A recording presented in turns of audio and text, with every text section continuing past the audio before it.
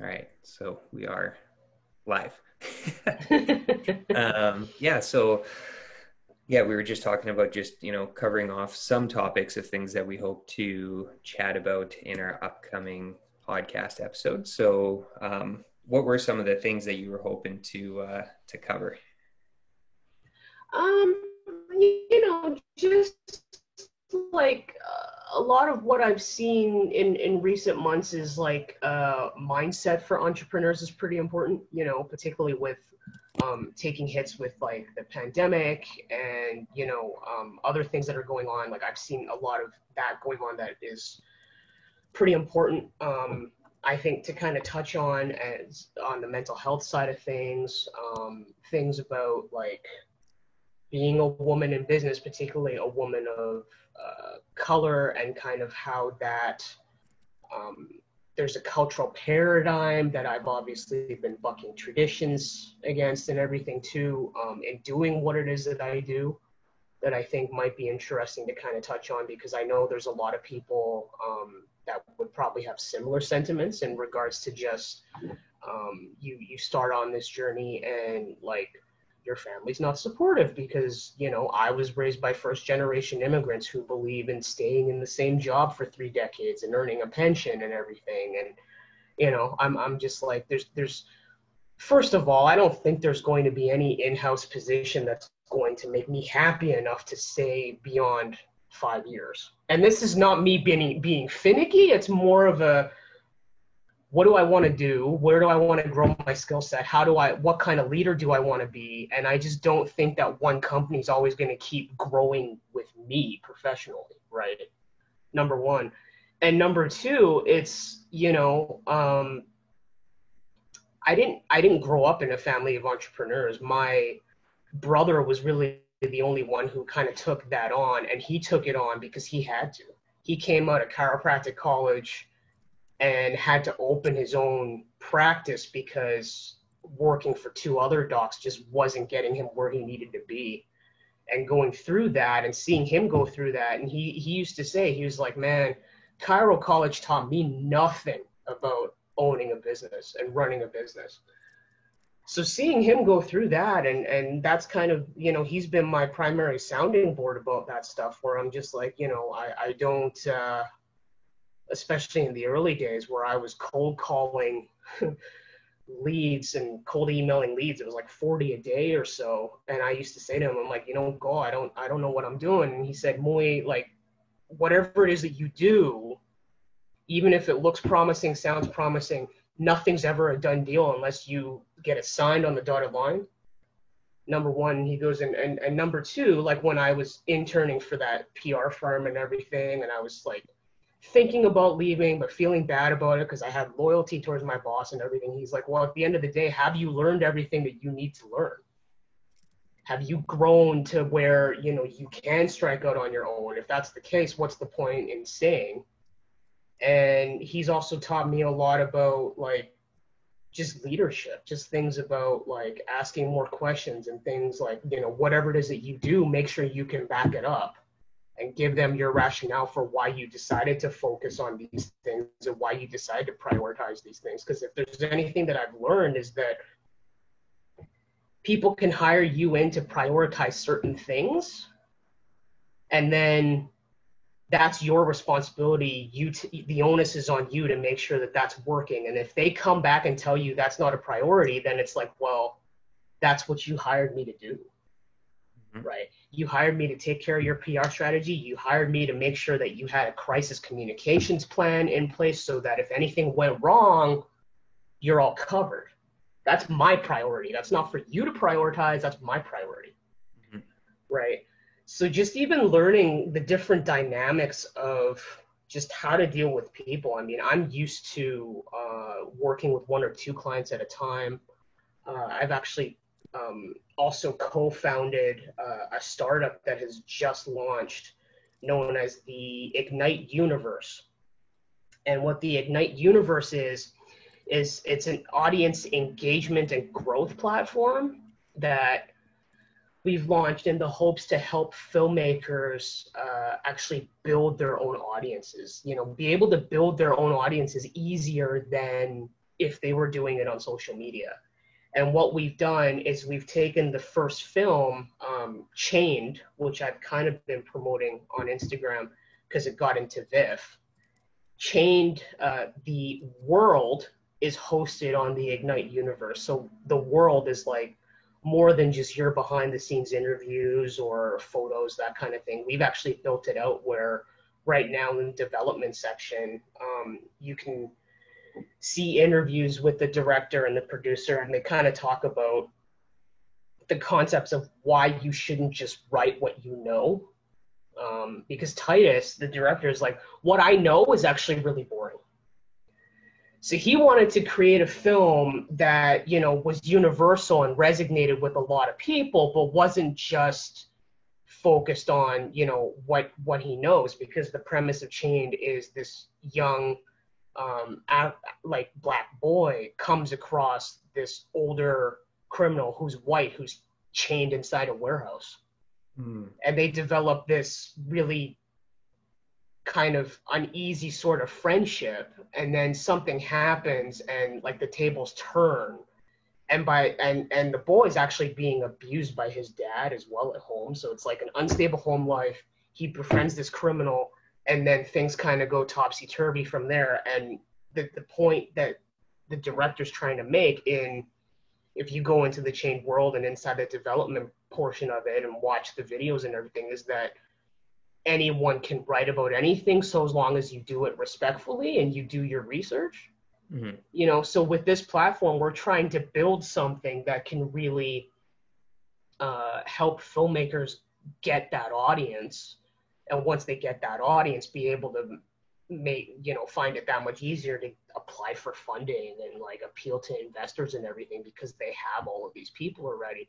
And we decided to do that during the whole pandemic because we're like, well, most festivals are canceling a lot of their typical intake. Like Cannes canceled, and Venice canceled all of their international films. TIFF is only like, they only took in something like 50 films, kind of thing. VIFF only took in 100. So we're like, well, instead of relying on the circuit to do the promotion for us, why don't we just do it ourselves? Build this platform, launch this world for this film, and see what the response is going to be. And we launched it like a week ago, and so far, like, you know, we've got people signing up. People, you know, over 1,000 people have watched the trailer. The hype for the movie's good so far and everything. And we just yesterday came out, we're one of only 16 films that they're giving an in-person screening to in October. So it's been pretty good so far, and it's been a long journey already to kind of get it to this point. So I'm interested to kind of see, you know, in developing more of the marketing strategy for the platform and for the business, where that's going to take us, and hopefully get some investment down the road. But it's definitely been a kind of long road to even get to the point where we're like, okay, this is the framework of what we're doing. Yeah, for sure. There's so many points that that came out of there that I wanted to highlight, but I don't want to interrupt and wanted to just let you riff. So that was great. I think the point where it just made me think, I had like the lens of right in the beginning when you were talking, the like baby boomer and millennial just like lifestyle and like work and, you know, working at one place. And I really liked your just your insight and take on that, and how you highlighted I don't think a workplace is actually going to be able to grow with me. And that actually is very beautifully articulated and something that I can relate to. And I don't think I've stayed at a workplace for 5 years. I think the longest has been 3, I think. And I'm 30. I started working when I was 15. So I've had lots of different jobs. I've taken, you know, the positives out of all of them, and I've got a ton of experience in a lot of different areas. But that definitely is something that resonated with me, and I think a lot of other people our age, and hopefully that I want to build out on that in the full episode, because I think that's something that definitely people will I think can relate to. And so that was one thing. And then I think when we talk about like movies and all these like acronyms and everything, I might jump in and just be like, oh, TIFF stands for Toronto Yeah. International Film Festival or something like that, Okay. Yeah. just to provide that extra context for people that are like, what the heck are they talking about? Sure. Yeah. No, I have a tendency to forget myself sometimes because I've been doing this for a while, right? So, Yeah, no worries. That's where I'll jump in and just be like, just to provide context to anyone who's listening, because podcasts can get picked up anywhere in the world. So mhm. want to make sure that nobody gets lost along the way. Because if you can stay with the train of thought and with what you were saying, it makes a lot of sense. And but then sometimes if you lose the one acronym, then you're like, I can't keep on carrying or listening to the conversation. So I'll be sure to jump in and provide that context. But that was great. And I think talking also about, you just had mentioned like, growing up in a family of non-entrepreneurs. That's the Mhm. same for me as well. I think we could definitely build on that. And then just like the takeaways and learnings and some of the big things that you've learned being an entrepreneur, I think it would just be good to just share those, and we can just both share our takeaways. And like, I just incorporated my business in June, Mhm. and I've got close to, I think last time I counted was 9 clients, Okay. and so it was interesting hearing you talk about, you have like you prefer working with like 1 or 2 clients at a time. And I think just like, I don't know, just having like an entrepreneur to entrepreneur conversation of like what's working, what's not, and then being able to share that for other people to listen, I think would be helpful as well. Sure. Yeah. And like, are you doing with 9 clients? Like, are you doing all the work yourself? Or are you I am, contracting? yeah, Wow. yeah, I'm doing everything. Like some of it is pro bono, and just I've reached out to some people and I'm just like, I just want to help you have a platform and get started. Or Uh, so like I've just done a bunch, like some free work, but then most of it is paid. And yeah. and it is just me. So uh and I've actually taken on, in that time frame, I kind of like lost 2 clients because I just, I don't know, the communication wasn't quite there. And Mm, they just wanted like, you know, all my attention that I just couldn't give, because they were one of many clients, and right. I had to set some boundaries there, and it just kind of fell through. So it was a good learning um, takeaway for me to be able to be like, okay, how fast can I grow? Because it's Hmm. just me. What can I Hmm. take on? I don't want to like keep getting more clients and then, not being able to deliver. Sure. And so you want to make sure that like the quality and output is still there. So it's just balancing your time and resources accordingly, really. Oh yeah, yeah. And I remember like there's one great example was when I was doing it off the side of my desk and still working part time actually at CTV on the island Mm. back in the day. And there was one client, she was an interior designer, and I loved talking to her. Like, we got along really well. And she had a bunch of notes on, like, this was the case where she needed her website redone. So she had a bunch of notes on, like, what she wanted and everything, too. So I kind of felt like it was pretty straightforward. And then I started writing. And once I started writing, it was like, I don't know where all our easy camaraderie went because I thought I understood what she wanted based on the notes that she gave me and the conversations that I had and everything. And it was like, well, I can't, like, I kept running into a brick wall Mm. actually. And I remember actually talking to one of my older coworkers about it, and he's like, well, you can't read her mind, Mm-hmm. right? You can't read her mind. So maybe it's just better to kind of cut your losses and fold right now because clearly, like, what she actually wants in her head didn't translate to her notes Or what and she's didn't, communicating. right, and didn't translate to what she's been talking to you about either. So Mm. maybe it's just better that you cut your losses and you fold. And that was kind of an interesting situation for me because like I really liked her. We got along really well.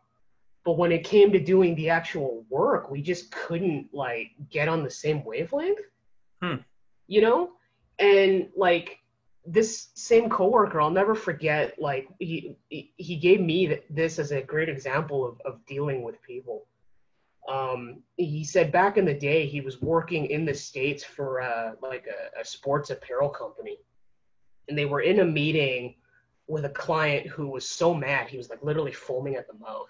Hmm. He was on a conference call with my former coworker and like all of the guys like on the team, and he was so mad he was like literally foaming at the mouth and like threatening to sue them and this, that, and the other. And then like when the call ended, he basically slammed the phone down, right? So they're all like feeling pretty discouraged, feeling pretty down, kind of angry as well because, it's like, man, we've never had a client call go that badly, right? Yeah. So they his boss, my coworker's boss, calls the client's office to like apologize, to try and find out what happened. And the receptionist on the other end goes, he had a heart attack and he passed Oh my God. like the day before. So the point my coworker was trying to make was like, I know it's hard, but try not to take that kind of stuff personally because you never know what the other person on the other end's dealing with, Yeah, totally. right? Like that guy was clearly dealing with a ton of health problems. No idea. Mm-hmm. So it was just like that was a great lesson. I remember learning from that too. And just, like when it comes to working, because I do a lot of strategy stuff Mm-hmm. for marketing, and then I do campaign execution stuff for PR and for social media and everything. Are you more on the strategy side, or are you doing design? Like what's your I've done a little bit of everything because I've worked in both the nonprofit and for-profit space. I've worked uh-huh. in I've spent close to 7 years in the auto industry, so that was a lot of Mm, marketing and sales, mm-hmm. and then I got into managing everything digital. So yeah, anything digital marketing was within my wheelhouse, and I worked for like a large dealer group, and then I worked Mm-hmm. for a small independent standalone dealership as well. Um, so I've got that experience, and then I've worked for like marketing teams of up to about 4 or 5 Mm-hmm. um, that I've like managed, um, and then down to one, just Yeah. me. So, but I've always collaborated with other employees, Yeah. not marketing related, but because I find that I know one thing I really like about marketing and the positions that I've been in is I've worked really closely with the owners, the CEOs, the people that are the decision maker. And then Mm-hmm. I've worked really closely with executive teams, managers of their departments or programs. And then I've Mm-hmm. worked closely with stakeholders like board members and volunteers, and so like internal and external. And so it's been really great to be able to collaborate with people from the front line all the way to the top. And then I try to, I mean, you can't market if you don't fully understand the business that you are trying to market. So, like a Mm-hmm. good example is like in the auto industry, I needed to be able to understand how the service department ran, the parts department, the collision, um, like auto body, um, from like the wash base that related to sales, to the new car sales, the used car sales, the finance department, and then also work with the CEO on like high level stuff as well. Mm-hmm. And so I got to be like an expert in all aspects of the business to be able to like market whatever company I've worked at in as holistic of a picture as possible.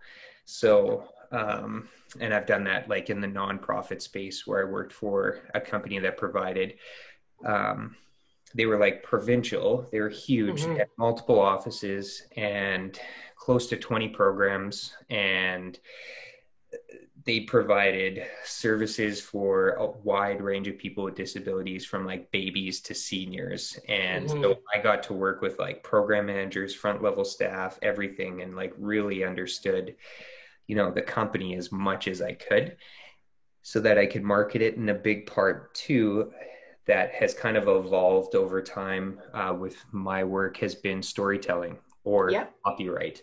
And that's gotten bigger and bigger. And I think, more companies are starting to realize the power of telling a story. Mm-hmm. And that kind of has a net benefit of increasing sales without Yep. being salesy, Mm-hmm. which is great. So that'd be something that I'd love to talk to you about because, and I'm surprised that you had that interaction with your coworker because I find you very well. I think you come across as a very clear thinker and a clear communicator. So if there's like some sort of communication breakdown, it feels like, not to blame the other person, but there's like a break in like their thoughts being able to articulate what they want to get across because I don't know. I feel like you have a pretty good head on your shoulders, and I think you and I could carry a pretty good conversation without knowing all the context. And like our wavelengths would be able to like align, Yeah. like it'd be able to connect. So, No, like that client was, I just think that sometimes it happens with clients where it's like, they have a certain vision in their head of like how something's supposed to go or what they want out of it, and they just can't always articulate it, yeah, whether it's in writing or like actually talking to you about it.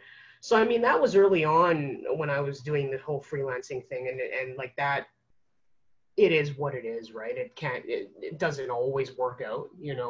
yeah, And that the other part of being an entrepreneur I find is just learning when to let that go and how to let it go, yeah, is pretty big because most of the time the people that you get, like, you do want to work with them, right? You want to help them out, and sometimes it doesn't always work out the way that you want it to, because every single one of us kind of had, particularly in marketing, there's a lot of us that do what we do, right? There's a lot of people that do copywriting, there's a lot of people that do social media, there's a lot of people that do publicity, there's a lot of people that do graphic design and other aspects of marketing, but every single one of us does it differently, yeah, right? So it's kind of a matter of like finding somebody that really can gel with you on what your goals are, how are we going to get there, these are the suggestions I have, and because at the end of the day, I think you're all on one team, and you're all trying to um, just get her done and succeed with those goals and everything. And I don't know if you've been through this yourself, but I've actually gone through a couple different times where I was subcontracting for an agency. And of course, with an agency setting, they're working with a ton of clients at any given time on a ton of different things. And their clients are from all different walks of industries, right? So you go in there as a subcontractor, and it's like I get hired to do the PR portion of it. It's like, okay, well, media research, news release, pitching, media relations, scheduling interviews. But it's also sometimes when the agency acts as a middleman, that's the other part of it too, is like when you have a middleman, sometimes a lot more gets lost in translation than you would intend for there to be. yeah, So there have been times where it's like, we've kind of had to work it out on like, okay, do you want to continue being the middleman, or are you okay with me actually contacting the client directly, kind of thing? yeah. I feel like I think this is definitely an area that we could explore when we record is just the marketing hat and what that Mm-hmm. means, because I think each company and each individual within that company that's doing the hiring or whatever has their own definition of what they're looking for. And that's kind of the frustrating part I find of being in marketing. And I chose it because I didn't quite know what I wanted to do. So I wanted it to Mm. be broad, and Mm-hmm. I've had broad experience, but I do envy, sometimes, my wife, for example, is a speech language pathologist. She's like, it's a regulated profession. She knows what she's going to get paid. She knows, like, there's different areas that you can branch into, but like, there's not a question really of like what you're doing. It's Mm-hmm. more clear cut, whereas marketing is really, really broad. And I find that the you've talked about what you were hired to do, and then Yeah. what actually you end up doing is Yeah. something different, especially even if in a job description there's like, if the word sales is mentioned in it only once, and it's expected, like, 30% or 10% of your time is going to be spent on sales. Often it's like 90, or it turns into 90%. And I get how the two work, but Yeah. I think there needs to be more dialogue in the beginning phases of clearly laying out expectations, having things in writing on Mm-hmm. what the responsibility is of you, and for it to not change too much. I understand that things evolve and you need to adapt as like the role changes, but there's so many different avenues that marketing has that I feel I don't know. I've been stretched so thin to do so many different things that, and I'm always trying to, and I think every marketer has the difficulty of like spending a lot of time educating other people, including your boss, on what you Mm. need to do. If you're not working for a marketing agency, if you're working Yeah. for a company as a marketer, Yeah. you spend a lot of your time educating internally to other staff what you are doing and Mm-hmm. how it works, and what's going to be involved in whatever project you're currently working on, or what your goals are.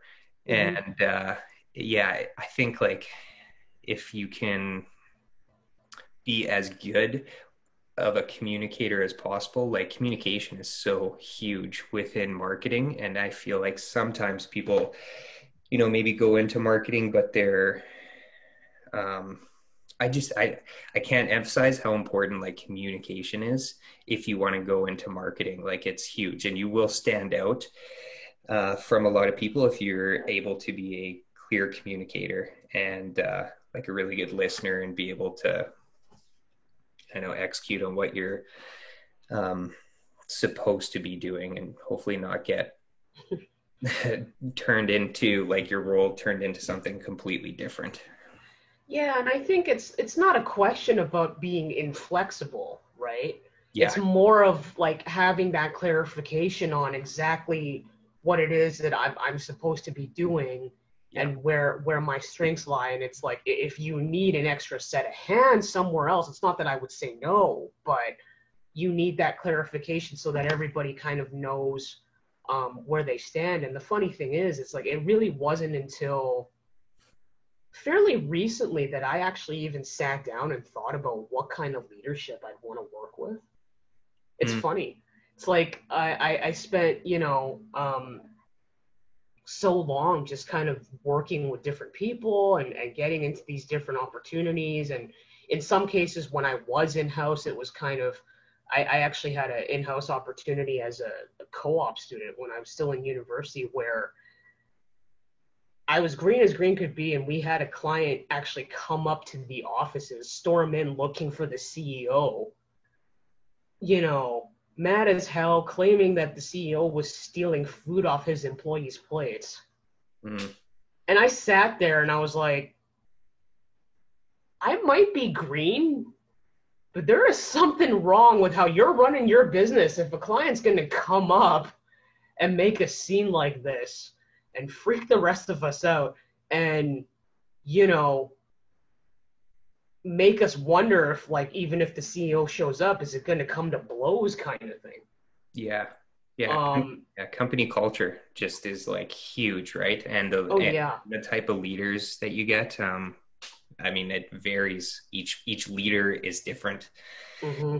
very, very different if you can have a workplace that has good company culture, or if you just work with people that, are great to work with. They're great leaders. Like I find great leaders too far and few in between. And not to point figures, but like, a lot of baby boomers are still in the workplace. They're not retiring as, Hmm.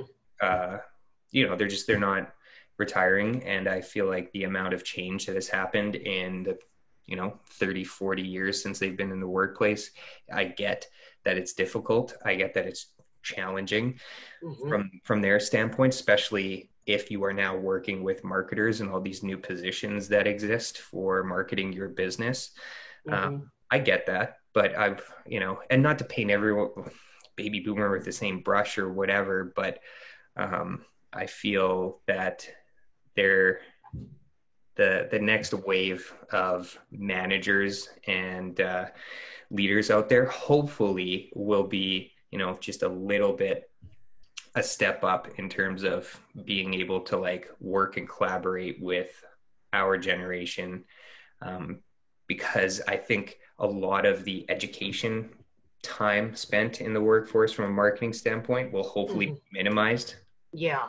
by some time frame. If you're spending 10% of your time educating, hopefully that will reduce to 5% with the next, number of managers that come into place. But yeah, I find good leaders too far and few between in the workplace. Yeah. The decision makers, I'm just like, I just don't get it. I just don't get it. Sometimes I just see some people in the positions that they are, and I'm just like, I don't get it.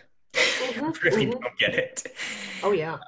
But Yeah, ultimately, it's like I always try to remind myself. It's like at the end of the day, if what we need to do still gets done, totally. then that's it, right? Like it's hard to kind of not take it personally in that moment, Hmm. or if that situation's going on, because you're like like myself, when we're talking about communication styles, I there's a lot of people that I know that don't particularly like email. I like it because there's a concrete paper trail. Hmm. I can read what you've said. I don't have to listen to you like on the phone while you're driving, fighting with a ton of traffic, and I can only hear like a quarter of what you're saying. Yeah. And like everything's concrete, right? But there's people that would rather hop on the phone, or there's people that would rather um, do a text message or something in today's day and age to kind of get the point across. But it's like, I've been in a lot of situations, particularly more when you're dealing with different stakeholders, different departments, where I'm like, okay, um, there's clearly a giant bottleneck here. We're limited in terms of what information we can get out when, because we're waiting on this other department to bring us a piece of graphic design, or bring do the website updates, or whatever it is. And I'm just like, I'm just going to have to let that go, Hmm. because it will eventually get out in spite of the bottleneck. And I'm not the one. I always have to remind myself, it's like, I'm not the one who's in charge of building that framework, Hmm. and I don't want to be, Hmm. because if I did, that's the job I would have applied for. That's how I would have, that's the pitch I would have made to the client, to take care of that portion of it for them. But that's not my job. Yeah. So I feel like a lot of what we do as marketers, because you can't operate in a silo, you have to work with all these different departments and stakeholders, is that a lot of what we do mentally and emotionally is also learning how to let those things go, because we're not in charge of them. Like, the best we can do is present our viewpoints. Whether or not they get listened to or incorporated, it is what it is. Yeah, for sure. Definitely. Yeah. Well, I want to wrap up in like a few minutes, but Right. yeah, this is so good. I think we'll be able to cover a lot of different Yeah. points. And if you're open to it, this was so good. Um, might be worth even like posting this video and just sharing it as just to give people some context into like what goes on before an episode actually gets recorded.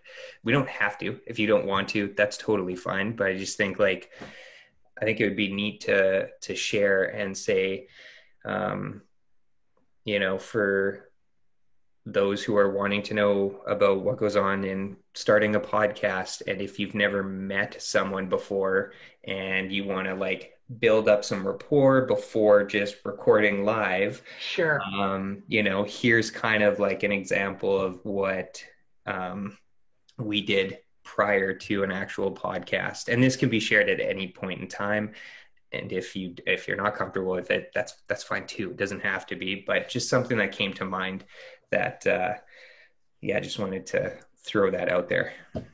I think it's interesting just to kind of keep the conversation going, because sometimes I find some of the best conversations are like the unpolished ones. Like you don't have to have a ton of production values and all that stuff. You're just kind of two people sitting around having a conversation, like this is how we've got all the technology in the world, but at the end of the day, this is how you sit down and get to know somebody still. Yeah. Right. So I don't mind it, because this is all stuff that like I spent so long in my business. I'm actually working with an awesome business coach right now locally. She's in Surrey. And we just started my the Attraction Academy program that I signed up with her. This is week 2. And I'd said to her, I'm like, I spent years not wanting to share any of this stuff, because I was like, I want my work to speak for itself. I'm going to share the projects that I've done for clients and the results that I've gotten them, and that should be enough. Oh, that's the polished stuff. Because who wants to hear about the rest of this stuff anyway, Yeah. And she's been telling me, she's like, people want to hear it because you'd be surprised how many people are in exactly the same boat. So that's why I decided to reach out to you and these other podcasts. And I'm like, if there's one thing I don't feel self-conscious about, it's talking. So why not give that a shot? Yeah, for sure. And like, I was kind of hesitant about posting that Instagram live that I just did with Steph, because I'm like, oh man, there's a lot of like figuring it out as we did. But I'm like, whatever. Like I am figuring it out, and I'd rather just share the raw footage. And you will get polished, good end results as well. But I think it's good to just know and like, I don't know, just be real, be authentic. And you don't have to always show like the polished end product. I think a lot of the behind the scenes stuff is actually really valuable, and people want to know that as well, just as much. Yeah, no, absolutely. Yeah, I'm starting to actually realize that, because I've been getting responses from people. And I'm like, oh, okay. People actually do care. Like, yeah. Yeah, totally. Cool. Awesome. Well, I'm going to hit stop recording, but before I do, is there anything that you also want to touch on or give like a teaser out, anything that you want to cover? I think we've actually covered it pretty well. Like, as you said, we've spanned a pretty big spectrum right now, just over the course of our conversation, right? I think we've got plenty to work with. Yeah. Okay. Sounds good. Awesome. Well, thanks for your time, Lillian. I appreciate it. Yeah, you too. Absolutely. I'm glad we're finally able to connect on this.